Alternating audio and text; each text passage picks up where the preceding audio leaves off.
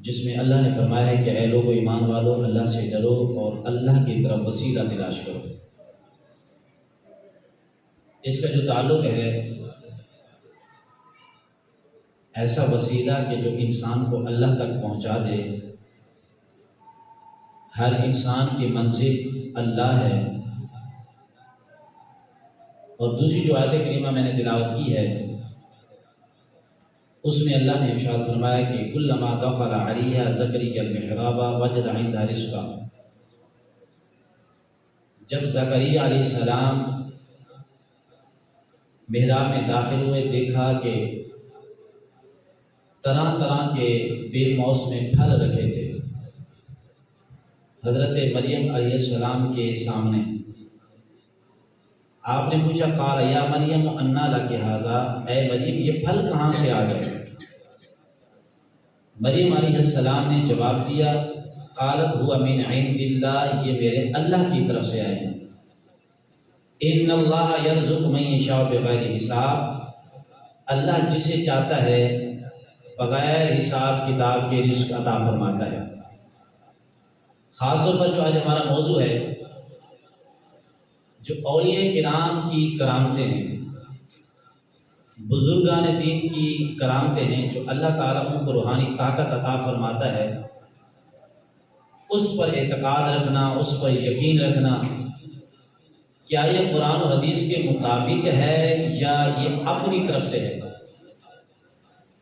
بعض لوگوں نے اس کا انکار کیا کہ اللہ کے ولی کوئی چیز نہیں ہے، مرنے کے بعد سب مردہ ہیں، ختم ہو گئے، فنا ہو گئے، ان کے بعد بھی کسی قسم کا ان کے ساتھ تعلق رکھنا، ان سے اپنی حاجات کا سوال کرنا، طرح طرح کے اعتراضات ہوتے ہیں۔ مزہ تو تب آتا ہے کہ جب کوئی بھی مسئلہ ہو، اعتراض ہو، سوال ہو، بندہ قرآن و حدیث کا مطالعہ کر کے اس سے اس کا حل نکالنے کی کوشش کرے تو اسی کو صراط مستقیم کہتے ہیں۔ ضد کی بنا پر اڑ جائے، ضد کر جائے، غلط حوالے جات دے کر کسی کو گمراہ کرے، کسی کو گمراہی کہتے ہیں۔ قرآن نے پہلے بتا دیا، قرآن نے کہا یضل بہ کثیرا ویہدی بہ کثیرا، یہ قرآن ایسی کتاب ہے بہت سارے لوگ اسے پڑھ کر گمراہ ہوتے ہیں، بہت سارے لوگ اسے پڑھ کر ہدایت یافتہ ہوتے ہیں۔ عجیب بات ہے کہ قرآن کو پڑھ کے بھی کوئی بندہ گمراہ ہو، یہ تو ہر انسان کے ذہن میں سوال پیدا ہو سکتا ہے کہ قرآن پڑھ کے بھی بندہ گمراہ ہو جائے، یہ کیسے ممکن ہے؟ ہدایت تو سمجھ میں آتی ہے، قرآن پڑھ کے گمراہ۔ جب کوئی بندہ اپنے مقصد کے لیے قرآن کا ایک حصہ نکالے اور پھر اسی کے اوپر بات کرے اور اس کے اندر جو ہے اپنا عقیدہ یا اس کا غصہ ہے یا جو بھی معاملہ نکالے اور اس قرآن کا سیاق سباق نہ دیکھے تو اسی کو قرآن کا یہ گمراہ ہو گئے۔ میں اس کی آپ کو مثال دے دیتا ہوں۔ میں ایک عالم دین کی بات سن رہا تھا۔ عالم دین نے قرآن کو سر پہ رکھا ہوا تھا، سوشل میڈیا پہ وہ کلپ میرے پاس بھی موجود ہے، آپ نے بھی دیکھا ہوگا۔ اس نے قرآن کو پہلے سر پہ رکھا، سر پہ رکھنے کے بعد کسی کے اوپر تنقید کی، تنقید کرنے کے بعد اس نے اپنا مسئلہ بیان کیا۔ اس نے کہا اللہ تعالیٰ قرآن کے اندر ارشاد فرماتا ہے وَمَا أَنْتَ بِمُسْمِعٍ مَّن فِي الْقُبُورِ، یہ جو قبر والے ہیں یہ تمہاری بات نہیں سنتے۔ یہ قرآن کی آیت ہے۔ اس نے قرآن کی آیت سامنے رکھی اور یہ قرآن کی آیت کا ایک چھوٹا سا حصہ ہے۔ اس نے کہا وَمَا أَنْتَ بِمُسْمِعٍ مَّن فِي الْقُبُورِ، یہ جو قبر والے ہیں، یہ جو مردہ لوگ ہیں، یہ آپ کی بات کو نہیں سنتے۔ قرآن کا حصہ ہے، اس کے اوپر ہمارا بھی ایمان ہے۔ لیکن مزہ تب آتا ہے کہ جب بندہ پیچھے سے پڑھے، پوری آیت پڑھے، کیونکہ جو ترجمہ تفسیر سنتے ہیں یا پڑھ چکے ہیں یا کسی سے سن چکے ہیں کسی عالم سے، ان کو اس بات کا علم ہوگا کہ قرآن کے اندر اللہ تعالیٰ جب کوئی واقعہ بیان کرتا ہے، کوئی بھی واقعہ کسی قوم کا، اب سورہ بقرہ کے اندر بنی اسرائیل کا ایک واقعہ ہے جس کو اللہ نے 2.5 سپارے کے اندر بیان کرنا ہے۔ سورہ بقرہ 250 پارے کے اندر سارا اسی واقعے کو بیان کرتا ہے۔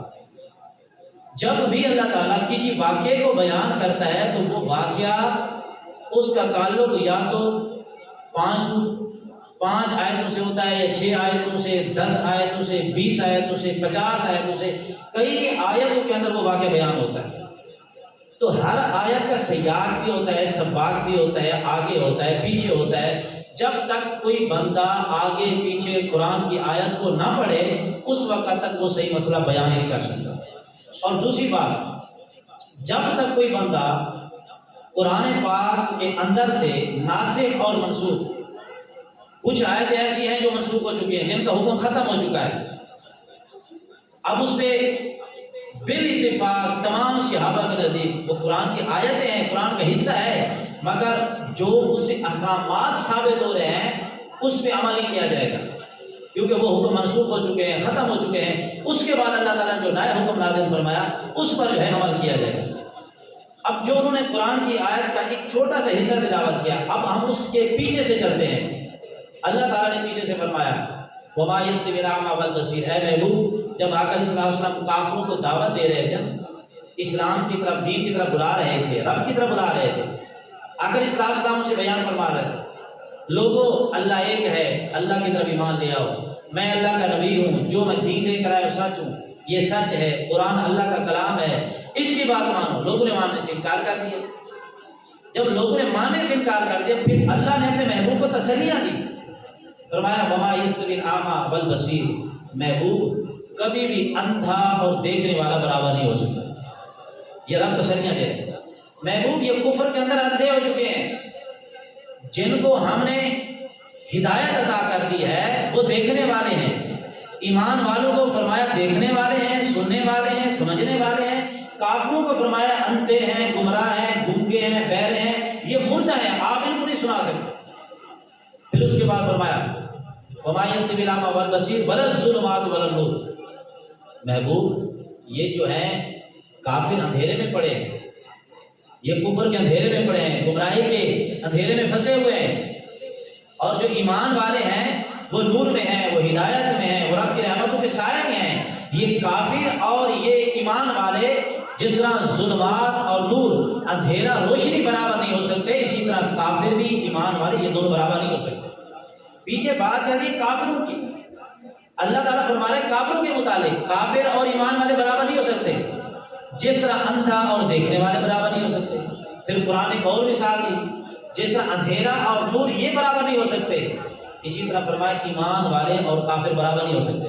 پھر فرمایا وَلَا الظِّلُّ وَلَا الْحَرُورُ، محبوب جس طرح سایہ اور دھوپ یہ برابر نہیں ہو سکتے، دھوپ کا اور مقصد ہے، سائے کا اور مقصد ہے، فرمایا جس طرح دھوپ اور سایہ برابر نہیں ہو سکتے، محبوب اسی طرح کافر اور ایمان والے بھی برابر نہیں ہو سکتے۔ یہ رب اپنے محبوب کو تسلیاں دیتا ہے، وَلَا الظُّلُمَاتُ وَلَا النُّورُ وَلَا الظِّلُّ وَلَا الْحَرُورُ وَمَا يَسْتَوِي الْأَحْيَاءُ وَلَا الْأَمْوَاتُ، محبوب زندہ اور مردہ بھی برابر نہیں ہو سکتے۔ فرمایا جو ایمان لا چکے ہیں، جنہوں نے نیک عمل کیے اور رب کی طرف آ گئے، فرمایا وہ زندہ ہیں، وہ دنیا میں تب بھی زندہ ہیں، مر گئے شہید ہو گئے، خدا نے فرمایا تب بھی زندہ ہے۔ اور جو ایمان نہیں لائے، کفر پر ڈٹے ہوئے ہیں، کافر ہیں، فرمایا یہ مردہ ہیں۔ اب کافر چلتے پھرتے تھے، کھاتے پیتے تھے، ابو جہل چلتا پھرتا تھا، ابو لہب کھاتے پیتے تھے، قرآن کا محبوب یہ تو مردہ ہے، انک لا تسمع الموتى، آپ ان مردوں کو سنا رہے ہیں، یہ تو مردے آپ کی بات نہیں سمجھتے۔ یہاں ساری بات چل رہی ہے کافروں کے متعلق۔ پھر رب نے فرمایا، آگے فرمایا کہ وَمَا يَسْتَوِي الْأَحْيَاءُ وَلَا الْأَمْوَاتُ، محبوب یہ زندہ اور مردہ برابر نہیں ہو سکتے، نہ زندہ اور مردہ برابر ہو سکتے، اسی طرح مسلمان اور کافر بھی برابر نہیں ہو سکتے۔ اس کے بعد پھر اللہ نے فرمایا وَمَا يَسْتَوِي الْأَحْيَاءُ وَالْأَمْوَاتُ وَمَا أَنْتَ بِمُسْمِعٍ، اس سے پیچھے ایک آیت میں جو جملہ ہے اس کے اندر فرمایا اِنْ أَنْتَ إِلَّا تُسْمِعُ مَن يَشَاءُ، اللہ جسے چاہتا ہے اسے سناتا ہے۔ اب اس کا مطلب یہ ہوا اللہ جسے چاہتا ہے اسے سناتا ہے، یعنی یہ جو ایمان ہے جس کے دل میں چاہے اللہ تعالیٰ ڈال دیتا ہے۔ اللہ تعالیٰ جسے چاہتا ہے حق بات سنا دیتا ہے، اللہ تعالیٰ جسے چاہتا ہے حق بات سمجھا دیتا ہے، اللہ تعالیٰ جسے چاہتا ہے ہدایت عطا فرما دیتا ہے۔ جب یہ سارا واقعہ بیان کیا اس کے بعد فرمایا محبوب یہ تو مرد ہے، وما انت بمسمع من فی القبور، یہ مردے یہ آپ کی بات کو سننے والے نہیں ہیں۔ جب قرآن کو ہم پیچھے سے پڑھتے آتے ہیں تو قرآن کو پیچھے سے پڑھنے سے یہ بات سمجھ میں آتی ہے کہ یہاں جو اللہ نے فرمایا ہے نا یہ مردے آپ کی بات کو نہیں سنتے، یہاں ان مردوں سے مراد کفار ہیں، ان مردوں سے مراد مشرکین ہیں، ان مردوں سے مراد وہ لوگ ہیں جو اللہ کی ذات پہ ایمان نہیں لائے، اللہ کا بھی انکار کر دیا، رسول اللہ کا بھی انکار کر دیا۔ جب انہوں نے اللہ اور اس کے رسول کا انکار کر دیا وہ زمین پہ چل رہے ہیں، قرآن نے کہا یہ مردہ ہے، وہ اندر چلے گئے تب بھی قرآن نے کہا مردہ ہے، وہ کھاتے پیتے ہیں قرآن نے تب بھی کہا مردہ ہے، وہ سنتے بھی ہیں قرآن نے کہا یہ بہرے ہیں، وہ بولتے بھی ہیں قرآن نے کہا یہ گونگے ہیں، وہ سمجھتے بھی ہیں قرآن نے کہا ان کی عقل نہیں ہے، ان کی عقلوں میں ہم نے پردہ ڈال دیا۔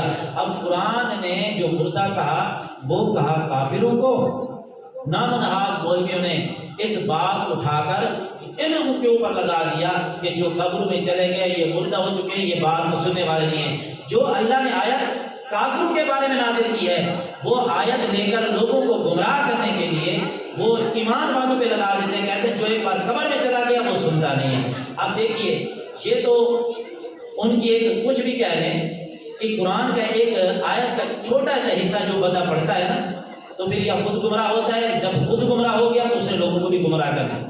اب سیدھے سادے آج کل یہ مسئلہ بہت زیادہ پھیل گیا ہے، بہت زیادہ، اکثر لوگ علماء کو تو سنتے نہیں، سوشل میڈیا پہ چند ایسے مولوی ہیں جو بالکل لوگوں کو گمراہ کر رہے ہیں، لوگ ان کی باتیں سنتے ہیں پھر آ کے علماء سے بحث کرتے ہیں، وہ قرآن و حدیث کو صحیح نہیں سمجھتے۔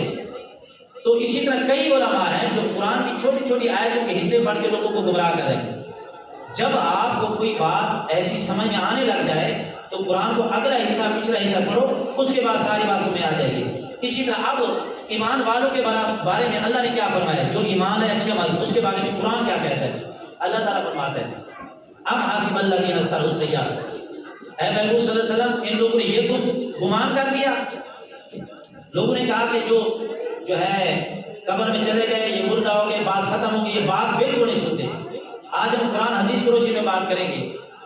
قرآن کا محبوب ان لوگوں نے یہ گمراہ کر لیا، یہ گمان کر لیا کہ کافر اور ایمان والے کی زندگی ایک جیسی ہے۔ فرمایا نہیں، عامل الصالحات آمنوا وعملوا الصالحات، جو ایمان ہے اور اچھے عمل کیے، سواء محیاہم و مماتہم، قرآن نے کہا ان کی زندگی اور موت دونوں برابر۔ آگے پھر فرمایا سام آیاتم، یہ لوگ کیسے برے فیصلے کرتے ہیں؟ قرآن کہتا ہے جب ہم نے کہہ دیا کافر اور ایمان والے کی زندگی ایک جیسی نہیں ہے، ان دونوں کی موت ایک جیسی نہیں ہے، فرمایا آمنوا وعملوا الصالحات، جو ایمان لائے اچھے عمل کیے، سواء برابر ہے، محیاہم و مماتہم، ان کی زندگی ان کی موت دونوں برابر ہیں۔ جس طرح دنیا کے اندر جو ہے وہ رب کو راضی کر رہے تھے، مرنے کے بعد بھی ان کی زندگی ایسی ہے، اگر کوئی ان کو پکار کے بھی دیکھے تو اس کی وہ بات سنتے بھی ہیں اور اس کی جو بھی حاجات ہے اس کو پورا بھی فرما دیتے ہیں۔ اب اس کے اوپر قرآن نے تمہیں بتا دیا کہ ان کی زندگی اور موت یہ دونوں برابر ہیں۔ اب آئیے حدیث پاک کی طرف، بزرگان دین کے اقوال کی طرف، کہ حدیث کیا کہتی ہے اور بزرگان دین کے اقوال کیا کہتے ہیں۔ حدیث کے اندر بخاری شریف کے اندر جو ہے ایک واقعہ بیان کیا گیا حضرت جرائع کا، اسی طرح اور کئی واقعے بیان کیے گئے۔ آقا علیہ السلام نے بیان فرمایا، آقا علیہ السلام کی بارگاہ میں ایک صحابی ہے، نابینا تھے آنکھوں سے، اس بات کا تعلق ہے وسیلے سے، کیونکہ یہ دو تین موضوع لے کر ہم نے ساتھ چلے۔ آقا علیہ السلام کی بارگاہ میں صحابی نابینا تھے، عرض کیا آقا مجھے آنکھیں چاہیے، حضور نے فرمایا اگر تو صبر کر لے تو یہ تیرے لیے بہتر ہے، اگر تو چاہتا ہے تجھے آنکھیں چاہیے تو بتا۔ اس نے کہا مجھے آنکھیں چاہیے۔ حضور نے فرمایا صبر کر لے تو تیرے لیے بہتر، اس نے کہا مجھے آنکھیں چاہیے۔ حضور نے فرمایا چلو ایسا کر، 2 رکعت نماز نفل پڑھ، اللہ تعالیٰ سے دعا کر کے یا اللہ میں تیری بارگاہ سے دعا کرتا ہوں، تیری بارگاہ میں دعا کرتا ہوں، تجھ سے دعا کرتا ہوں، تیرے نبی حضرت محمد صلی اللہ علیہ وسلم کا وسیلہ دے کر دعا کرتا ہوں، میری اس حاجت کو پورا فرما۔ تیری بارگاہ میں میں حضور کو شفیع بناتا ہوں، شفاعت کرنے والا بناتا ہوں، سفارش کرنے والا بناتا ہوں، مجھے آنکھیں عطا فرما۔ صحابہ فرماتے ہیں جب وہ بندہ دعا کر کے واپس آیا، جو دیا تھا نبینا تھا، جب واپس آیا تو اللہ نے اسے آنکھیں عطا فرما دیا۔ حضور کا وسیلہ دیا جائے۔ اب یہ اعتراضات ہوتے ہیں کہ اللہ کے ولیوں کی بارگاہ میں جانا، انبیاء کی بارگاہ میں جانا، یہ قبر والے کیا دیتے ہیں؟ حضور نے خود ارشاد فرمایا کہ اللہ تعالیٰ نے جب قرآن میں یہ حکم نازل فرما دیا، لوگوں جب گناہ کر بیٹھو میرے محبوب کی بارگاہ میں آ جاؤ، سفارش میرا محبوب کر دے گا، میں رب تمہارے گناہ معاف کر دوں گا۔ حضور دنیا سے چلے گئے، امام تو بھی امام ہے نہیں۔ آپ فرماتے ہیں کہ عرابیہ حضور کے جانے کے بعد عرابیہ اس نے عرض کی یا رسول اللہ میں تو آ گیا ہوں، آپ دنیا سے پردہ فرما کے چلے گئے، جب رب کا حکم ہے محبوب کی بارگاہ میں آ جاؤ اور وہ سفارش کریں گے، میں گناہ معاف بخش دوں گا، معاف کر دوں گا۔ آقا میں تو آ گیا ہوں، اب آپ تو دنیا سے پردہ فرما کے چلے گئے ہیں، اب اس میں میرا کیا قصور ہے؟ میرے لیے سفارش کرے رب میرے گناہ معاف فرما دے۔ یہ دعا کر کے اسے وہ جو عرابی تھا روتا روتا چلا گیا۔ امام قطبی امام عینی کو رات کو حضور نے زیارت کرائی، فرمایا جاؤ اسے کہہ کر آؤ جو بندہ آیا تھا میری بارگاہ میں مجھے سفارشی بنا رہا تھا رب کی بارگاہ میں، اسے جا کر خوشخبری دے دو اللہ نے تیری حاضری قبول فرما لی ہے، تیرے گناہوں کو بخش دیا ہے، آگے کے لیے نئے عمل شروع کر دے۔ تو پتہ چلا کہ مرنے کے بعد بھی، جانے کے بعد بھی، قبر کے اندر جانے کے بعد بھی آقا علیہ السلام کی بارگاہ میں جو بھی آیا ہے وہ کبھی خالی نہیں گیا۔ اسی طرح حضرت امام شافعی رحمۃ اللہ علیہ فتاوی شامی کے اندر صفحہ نمبر 23 کے اوپر آپ نے یہ بات نقل فرمائی۔ امام شافعی جو مسئلہ کے دیوبند کے جو علماء ان کے بڑے جو پیشوا ہیں امام شافعی رحمۃ اللہ تعالیٰ علیہ، ہم بھی ان کی تعظیم کرتے ہیں، ان کا ادب کرتے ہیں، ان کا احترام کرتے ہیں، لیکن ان کی یہ بات ہے، آپ فرماتے ہیں لوگوں جب بھی مجھے کوئی میرے اوپر کوئی مشکل آئی ہے، میرے اوپر میری کوئی حاجت پیش آئی ہے، کوئی مجھے مجبوری پیش آئی ہے، فرماتے ہیں جب بھی مجھے کوئی میرے اوپر مشکل ہوتا ہے میں ان کے مزار پہ چلا جاتا ہوں، جا کر ان کی مسجد کے اندر 2 رکعت نماز نفل پڑھتا ہوں اور اس کے بعد اللہ سے دعا کرتا ہوں کہ یا اللہ امام اعظم ابو حنیفہ کے صدقے سے، ان کے وسیلے سے میری اس حاجت کو پورا فرما۔ امام شافعی لکھتے ہیں، فرماتے جب میں امام اعظم کا وسیلہ دیتا ہوں اللہ میری حاجت کو پورا فرما دیتا ہے، میری دعا کو بھی پورا فرما دیتا ہے۔ امام شافعی اسی طرح اور کتاب کے اندر بھی لکھتے ہیں، فرماتے ہیں کہ لوگوں حضرت امام موسیٰ کاظم رحمۃ اللہ تعالیٰ ہے، فرمایا ان کے بارے میں فرماتا ہے، آپ فرماتے ہیں کہ میرا تجربہ ہے اور میرا یہ تجربہ یقینی ہے، فرماتے ہیں جب کسی بندے کی کوئی مشکل ہو، کوئی حاجت ہو، ان کے دربار میں چلا جائے، جا کر ان کا وسیلہ دے کر اللہ سے دعا کرے، جب وہ اللہ سے دعا کرے گا جو بھی حاجت ہوگی اللہ تبارک و تعالیٰ اس کی پوری فرما دے گا۔ تو پتہ چلا امام شافعی کا بھی یہ عقیدہ ہے کہ جو اللہ والے ہوتے ہیں ان کے مزار پر جا کر اگر ان کا وسیلہ دے کر اللہ سے دعا کی جائے تو اللہ تبارک و تعالیٰ دعائیں قبول بھی فرما لیتا ہے۔ اچھا ان کی جو کرامتیں ہوتی ہیں اللہ